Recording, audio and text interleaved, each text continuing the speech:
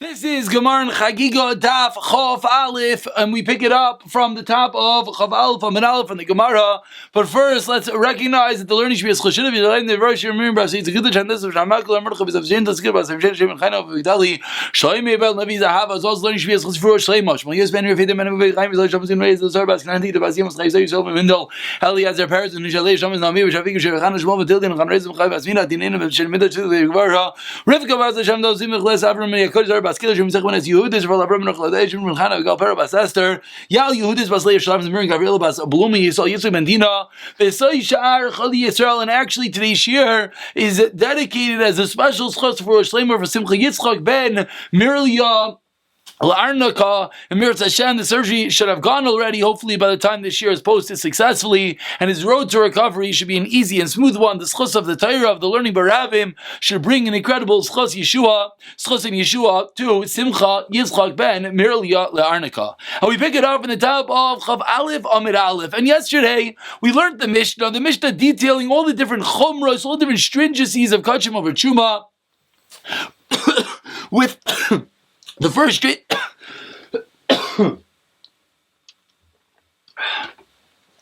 with the first stringency, the first chumrah of the Mishnah being that one is allowed to be toivel one keli inside another keli for the purpose of truma, but not for the purpose of kachim. We gave the example yesterday that if I'm taking this cup and putting the mikvah, I can even have my pen or my fork inside the cup and put it in together with regard to truma, but not for kachim. Says the Gemara, B'kaidash amay time alay. What is the reason with regard to kachim? What is not allowed to immerse one item inside another item?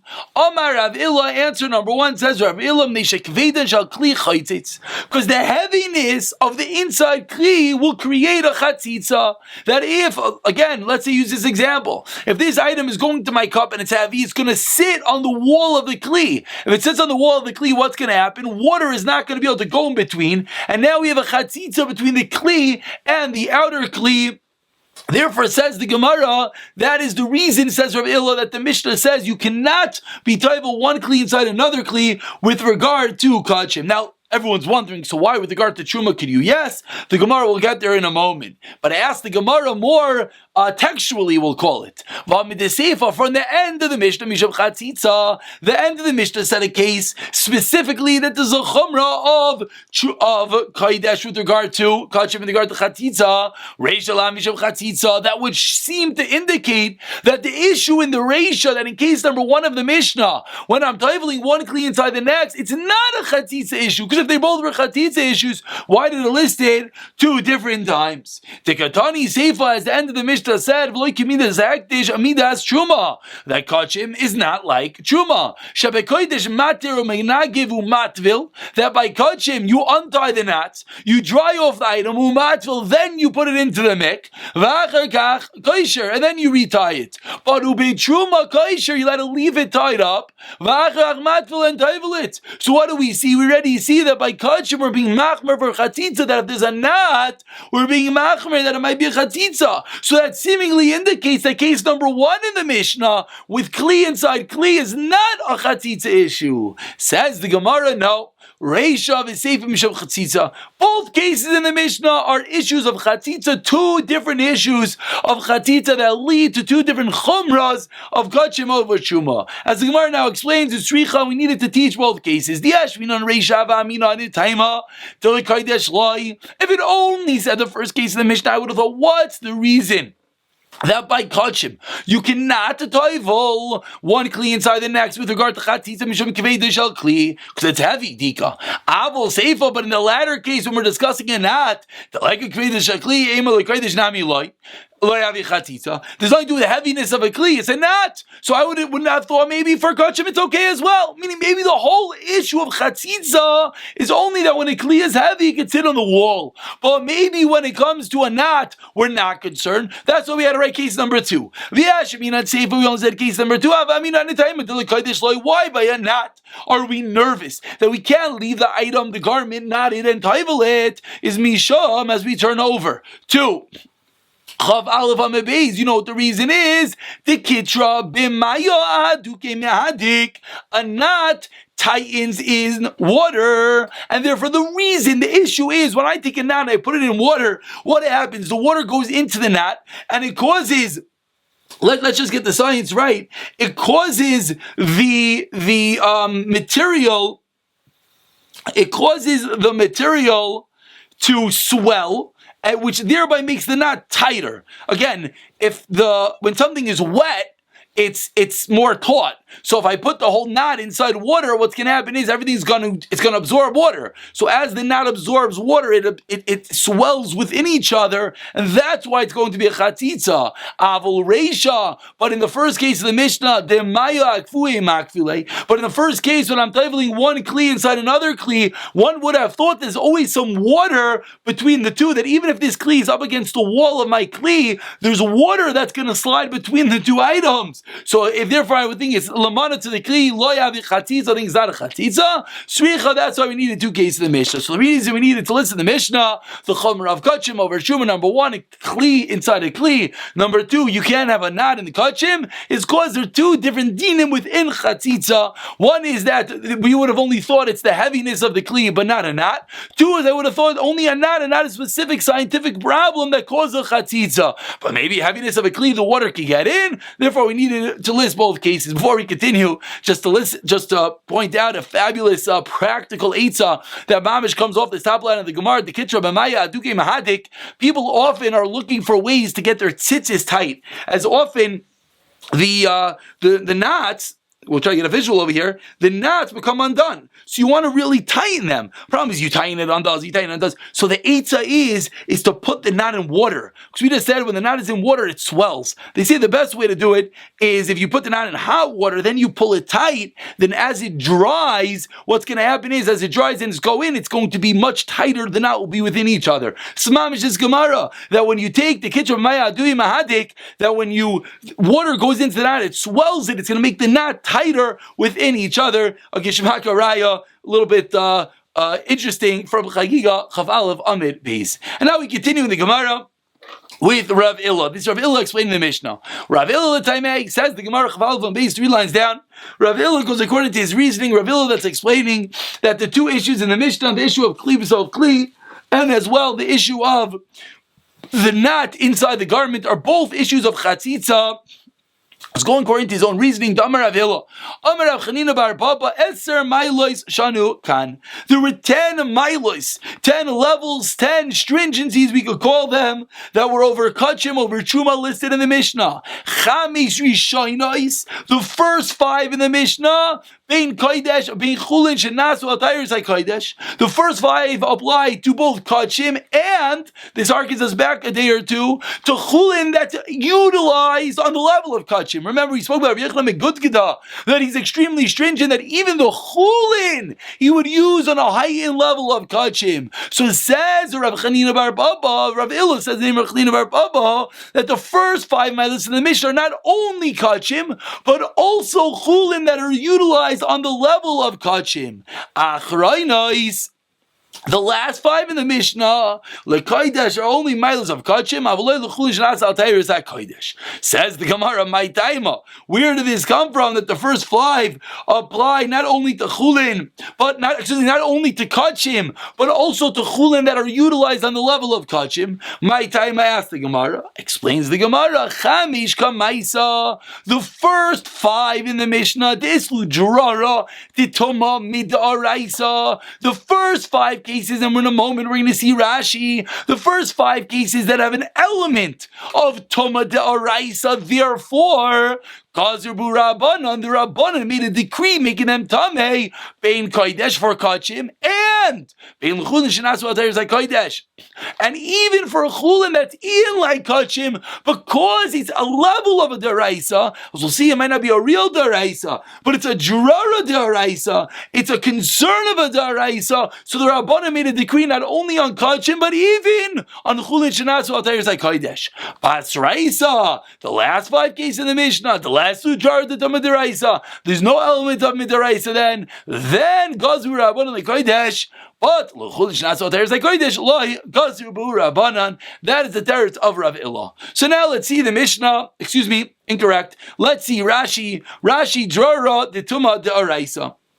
Explains Rashi, chshash tuma deraisa means that there's a chshash of tuma deraisa. Now, where is the chshash of tuma deraisa in the first 5 cases of the Mishnah? So again, what was case number 1? Rashi says kli b'say kli. When you have one utensil inside another utensil, explains Rashi, what's the chshash of tuma deraisa?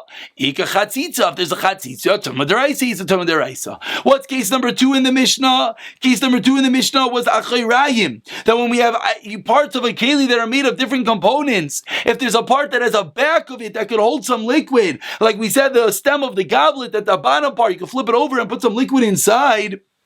All parts are tummy if one part is tummy. Says Rashi, Acharayim v'toich afal gav de bekli shenitva acher v'mashkin tumah derabonani. Rashi asks like kasha. What do you mean? Such a keli, if it becomes tummy, it's only tumah derabanan. Askinan, Miu explains Rashi, Adam Rabbanan, but thou Rabbanan said, mashkin mitamin kli, that liquids could make a kli on impure tummy. Mishom is because gizer de mashkin zavahu. The whole reason that there's an element of Tumah Derabanan on a liquid of a Kli is because of a Daraisa, is because of the liquids of a Zav and a Zava, Ken Reika Meimegla, the spittle or the urine of a Zava or a Zava, and they're the honey medami kli midaraisa, and those are medami daraisa. So the derabanan is patterned the same way. But the midaraisa in chilik b'kli shetaf in acharayim l'teichai shemkamaki shetom and agasbay nitma kulay. That in the deraisa level, in the level of the roikai and the mimi raglov, the spittle and the urine of the Zav and the Zava, if it touches a Kli, there's no difference between different parts of the Kli, it's all Tameh. So too, the Rabbanan, when they pattern their Tumah, when they said that we're concerned that when any level of Tumah touches one part of the Kli, it's all going to be Tameh with regard to Kachim, and by now we're learning with extension, by Chulin that's utilized in level of Kachim, is why? Because there's an element of the Raisa in there. And case number 3, continues Rashi, Noisei Esa Midras. Case number 3 was that you're not allowed to carry a midras and kachim at the same time. And we said that the concern is that you might be holding a barrel, and somehow the midras will get inside the barrel. You know, the earthenware keli cannot be makabel tumah from the outside. The concern is in the inside. Says the Gemara, midras nami chshash tumah daraisi. What's the chshash of biblical tumah? The Gemara is going to explain to us on Daf Chav Aleph. A sandal, someone left a shoe on top of the barrel, and the ritzu and the strap of the sandal slipped off. La'avir hachavis, that was tamei, went into the chavis, that made the whole barrel tamei midaraisa. So because of that concern, we were more machmir on it. Case number 4, big day eichlin truma. Case number 4 was the garments of those who eat truma are a midras, are considered tamei for those who eat kachim. Midras l'kaidish. Why? Because there's an impossibility that one's garment, one's wife who's a nida, could sit on it, which would be chash tumah deraisi. And case number 5 says Rashi, the end of the narrow lines, kelim shenigibram, as the Mishnah says, items that are completed in taira, you have to taivel them for kachim and not for Truma. Explains Rashi, Bishop Sinura da Ama Aretz. The reason is because of the saliva of an Ama Aretz, who the Ama Aretz might have a din of Tumah Daraisa, Shemazavu, he might be Daraisa, and therefore the item of it, Ama Aretz, might have fallen on this garment. So that's why we're concerned. So again, the first 5 cases of the Mishnah, there are elements of Tumah Daraisa. Because there's a potential Tumah Daraisa, the Gzeira D'Rabbanan is not only for Kachim, but even chulin that are utilized on the level of kachim. Those holy and pious people that utilize chulin even on the level of kachim, that will as well be tamei. But with regard to the latter 5 cases of the Mishnah, which are not dealing with elements of Tumah Daraisa, the only dealing of elements of Tumah Derabanan, then it will only be tamei for kachim and not for chulin shenasa di tyrus hakodesh. That is Rav Illa. Rav Omar. 5 lines back into the Gemara from the bottom of the Gemara. Says Rav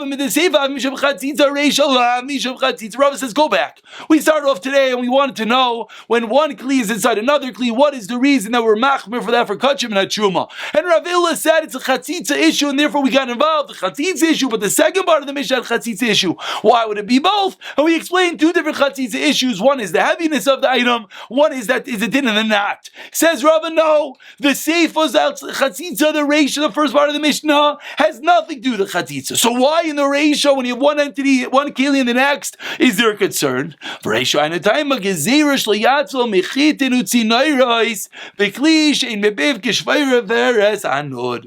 the ratio, you know what the degree is? That shaloyatful. We don't want you to be toivel what? Mechatin, a needle, v'tzinoires, and a spinning entity, something used in the weaving process. These teeny little items inside a keli. You don't want to be toivel a chatin and tzinoires, big kli and a kli. What type of kli? A teeny little kli, a little flask.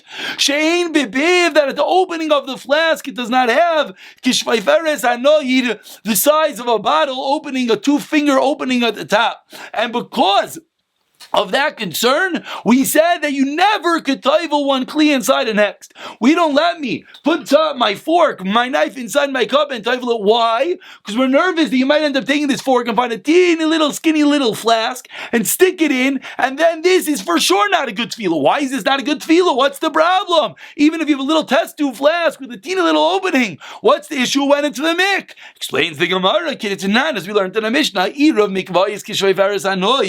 when you're mixing a mikvah, which we know often when one goes into the mikvah, you're not in the actual bar of rainwater, it's mixed. It's a hashaka, there's a tube, open area that connects the water of the mikvah to the water that you're going into. How big does that opening have to be? Says the Mishnah, it has to be the size of a skin bottle's tube, the thickness, and we don't have the next Amud, but okay, we'll just read it outside. Not only ka'ivya, but rather k'chalala, the size of its whole, b'shtei atzbayis chayzim kaiman, and 2 fingers that could rotate inside of it. So you have to have a specific quantity, specific size to connect mikvah water. And if I have a teeny little test tube with a needle inside of it, and that goes into the mikvah, it's not considered like it's in the mikvah. Because there's a teeny little opening, the needle inside the test tube is not considered to be in the mikvah, it's considered to be in a separate entity called the test tube, and therefore that tefillah is not good. So because of that concern, that is the reason why the Mishnah did not allow for kachim amayla to toivel any kli inside another kli. We'll pick it up from Daf Chav Beis in Mir Tashem in the next shiur.